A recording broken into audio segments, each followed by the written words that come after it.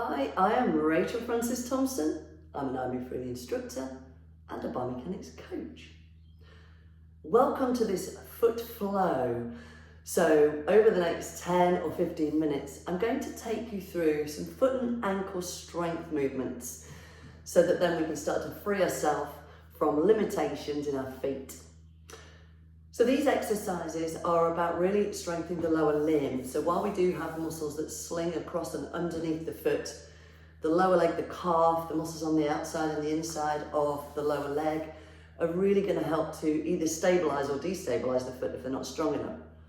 So these techniques are really helpful whether you're new to exercise or maybe you are an athlete. You class yourself as an athlete. Recreational, if you're still out there moving, then you're a bit of an athlete, right? So we're going to start with our shoes on, and then I'm going to progress to shoes off. We're going to begin by using, if you have one, a resistance band. Now these are relatively cheap these days. You can get them in all sorts of stores, and the different colours will have different strengths of resistance. So I'm starting with a medium one here. You can get very light ones and you can get heavier ones. And they really are a little investment if you want to follow some of these flows where I use these. They're great tools to have at home. So if you've got one, pause the video, grab it now. Otherwise, join me over on the mat or in a space on your carpet, wherever you've got some room. And we're going to begin understanding both pronation and supination strength. And those are the muscles that supinate and pronate the foot. So when we walk, what we want are strong pronators. They allow us to absorb shock. And then when we push forwards, when we're walking or running, we want strong supinators to propel us forwards. So we want strength in both. Now you may find one more challenging than the other, and that might depend on your foot type. And ideally you'd go and see a foot specialist for that. But for now, let's consider our pronators. So strengthening the action of pronation, you place the band around the outside of your toes or your shoes, bring the heels together, and then sitting either with a bent leg or you could straighten your legs. It's whatever feels comfortable.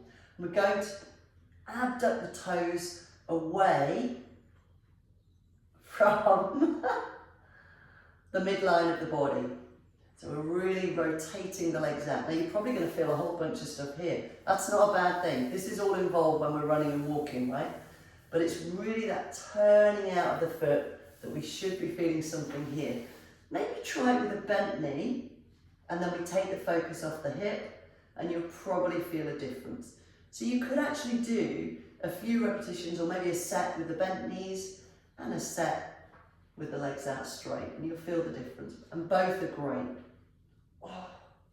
So we do 8, 10 or 12 depending on your level. So maybe start with 8, see how you feel afterwards, and then you can progress onwards and upwards. I think I've probably done about 8 now.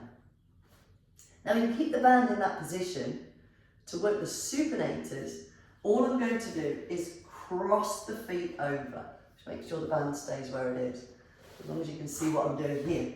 So now what I'm going to do is take the feet in the opposite direction. Can you see that? So I'm going to change angles in a moment just in case you can't see that. So what we've done is I'm now taking the feet, they're moving inwards in relation to the body, but away from each other. Can you see that? So we're actually working the supinators now, so those muscles that propel us.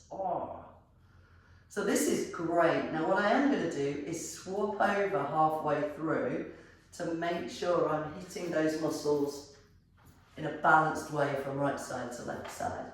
Let's go to the other side. So how's that feeling? And again, what we can do here is just turn the base of the foot almost away as well. So that, this foot's turning in, this foot's turning in, but they look like they're away from each other, don't they? So, really turning. These are the ones I need. So I have very loose joints. I'm classed as a pronator. So these are the ones that challenge me, but they feel good. Feels like what my feet need. Now you notice I'm doing these with my shoes on, and that's because we're going to be doing some more exercises now in the shoes, but you could do those potentially more effectively with more focus with the shoes off. See how you get on with that. Couple of sets of 8, maybe in either direction. If you find one more challenging, maybe focus a little more on there. Ideally get your foot type so you understand maybe which one to focus on. So our next exercise is a calf raise. Now, calf raises you may be familiar with if you go to the gym, but calf raises really strengthen the calves, the muscles that plant the foot down and again propel us forwards. And what can happen is footwear is very much, the more popular shoes or more commonly in shoes, we have a heel that makes us, our foot, when foot's flat on the floor, the heel is higher than the toes. And what this means is it reduces the range of motion in calves. Calves feel tight, they feel sore when you get a massage on them. And so by using fuller range of motion to do our calf raises, we can help reduce some of that. So I'm not saying you need to all wear flat shoes. It might be a thought process, because if you do that straight away, it can make you very uncomfortable. But certainly if you're wearing shoes, Asics, certainly I think they have a bit of a pitch, which is one of my favourite shoes. I've got some Ultras on at the minute. But I'm going to show you, I'm not prescribing shoes, but I'm going to show you some exercises, how you can easily increase the range of motion, and you don't need any machines or equipment. So normally, I'm going to go to a wall. Normally when we do a calf raise, we might think of being upright. So going up and down to strengthen the calves. But what's happening here is I'm only coming down to the basic range that I might walk in or my shoes sit in. What we can do is use a technique to increase the range by leaning against a wall. So I'm going to show you side on first of all, and then I'll do it to the wall so you can see what I'm doing. So if I take my legs to this angle, can you see how the toe is now closer to the shin? So I've actually got an increased range of motion. But to load that, I'm going to turn and face the wall, lean against the wall, and then from here, make sure I'm on that incline, and then go up. So I'm increasing the range of motion I'm taking the calf through. So let's try that about 8 times, see how that feels. Getting a good squeeze at the top. And when you've done 8 times, just relax, take that away. If you want something a bit more intense, we can take it to single leg. So if you're not ready for single leg, you can do another set of both legs together as we've just done. So leaning against the wall, but this time if you want to advance, crossing that leg behind, leaning in, and then pushing up onto the toe. So I'm going to do 4 on each side, but you can carry on, do a few more if you wish. And see how that feels. Pushing up onto the toes. Oh, that one kicks in quite quickly, even just with 4 repetitions on a single leg for me. So anything from 8 to 10 to 12 repetitions, again, depending on whether you're a beginner or if you're already out there running and doing exercise. It's a great way to increase the range of motion through the calves rather than simply an upright calf position or standing position. So the next one we're going to do, the next exercise, is going to be a heel lifted lunge. And this really emphasises strength. This is reducing the range, but focusing the balance and strength on the forefoot. So getting into a lunge position, I'm going to come on side on. And in that lunge position, lifting the front foot onto the toe, and then coming up and down with that toe lifted. This is great, particularly for those runners. We want that very stiff and taut Achilles. So we want to have range of motion, capacity, but we also want it to be nice and stiff to propel us forwards. And we might do 8 repetitions here, and then we change sides. And so if we do these alternative techniques, so bigger range of motion, shorter range of motion, overall our feet and our calves will perform better. How's that feeling? It's also a balance challenge as well, isn't it? 4 more, I think, Rach. Are you doing it with me, guys? And then, give it a little shake out. Now that one can be done in a Bulgarian split squat. That means having the back foot maybe on a box or a sofa or a chair. Just make sure you're balanced before you go into that heel lifted lunge position. How are we doing? So next one is exercise 4.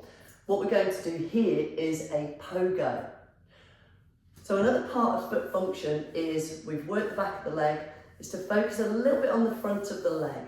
Now we can do focused strength work, but we can get to some fun stuff, which is jumping up and down, doing pogo jumps.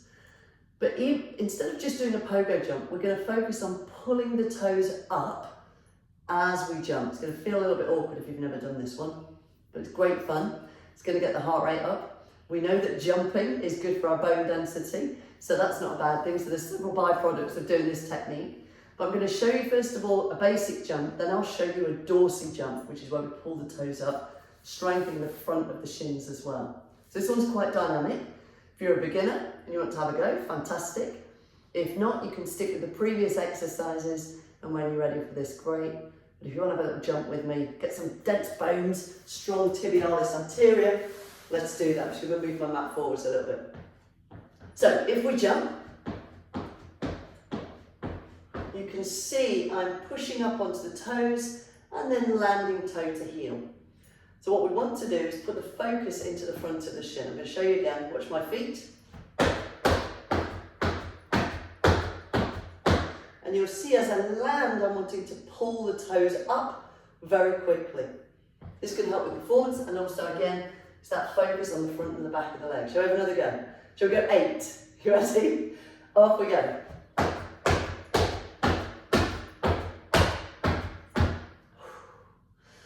Now, there's a lot of studies talking about, for runners, hopping on a regular basis each week can really help with performance. So any of those who out there watching this who are runners, they may be a great addition. Okay, so finally, we're going to come to our last exercise. This is one of my favourites. Now, you may do this at the beginning with your shoes off, or I'm going to do it just now at the end. So I'm not taking my shoes on and off, taking too long on the video doing that. So you're going to join me with this and take your shoes off. So we're going to use some balance work. And again, you might be familiar if you practice things like yoga. But again, this is so good for our foot muscles to strengthen them along with our balance, which is all part of foot function. So even balancing on my toes here, talking to you. So find a space, make sure you're safe. And again, I'm not going to use the mat because that's spongy, so it's going to destabilize me.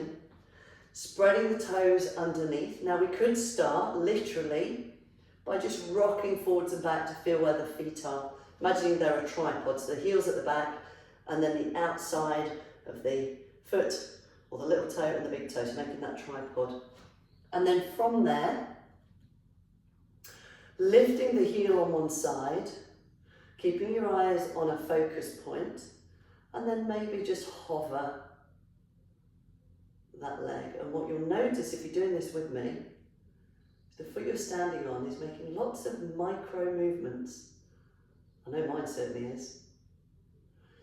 And that is, while it doesn't feel like strength work, balance and proprioception work